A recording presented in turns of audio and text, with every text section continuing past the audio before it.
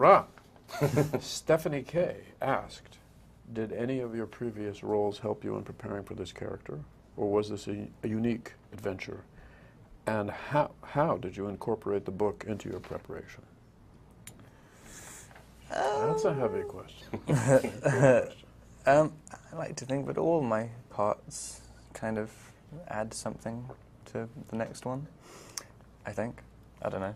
You did a Spanish accent in Little Ashes. I was literally thinking Little Ashes probably the closest. Yeah, and you were doing a New York accent for Cosmo. That's something.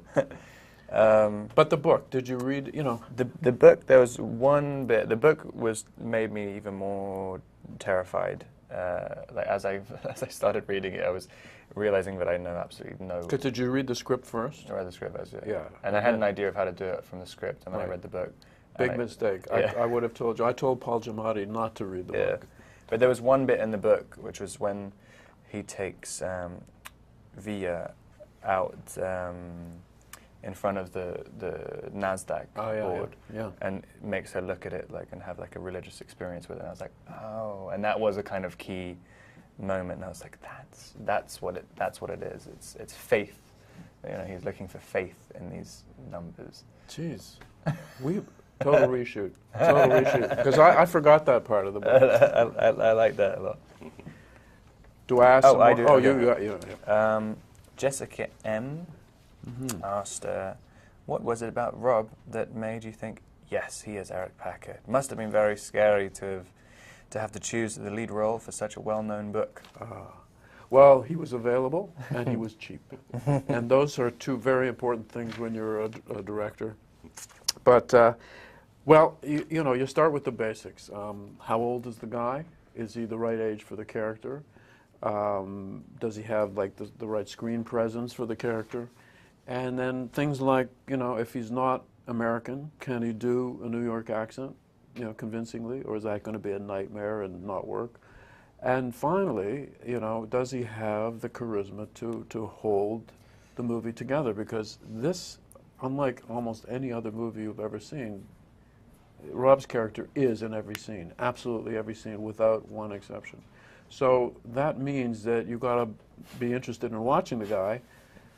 And he's not necessarily a sympathetic guy. He's not a sweetheart, and he's a complex, difficult guy. So all of those things, are important. Great. And so now, Alexandra A. asked, Rob, did you feel nervous about playing a role that's practically in every scene in the movie? How perfect. Yeah, because he had to deal with a lot of self-hatred issues. You didn't have to, because we hated you for you, so that took the pressure off.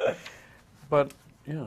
Well, we talked about that, actually. I mean, after a while, it's kind of, if you constantly have the camera in front of you, you just get more and more used to it, and that makes it easier and easier, really.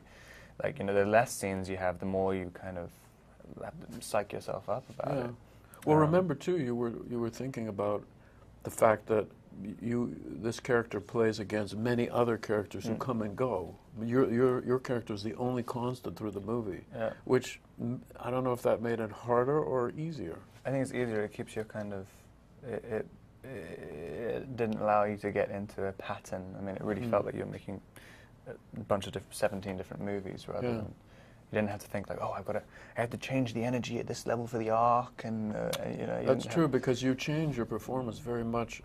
Each other actor brought in a whole new world. You think of Juliette Binoche, for example, coming in, and her energy was so different from any of the other actors. He's basically reacting and reacting and reacting up until the Paul Giamatti scene, and that's the only time he becomes kind of active, really. I mean, he's. Which is, it's strange to be the lead in something and you're not dictating the character arc, your own character arc. It's everyone else dictating. That's right. That's interesting. That's good.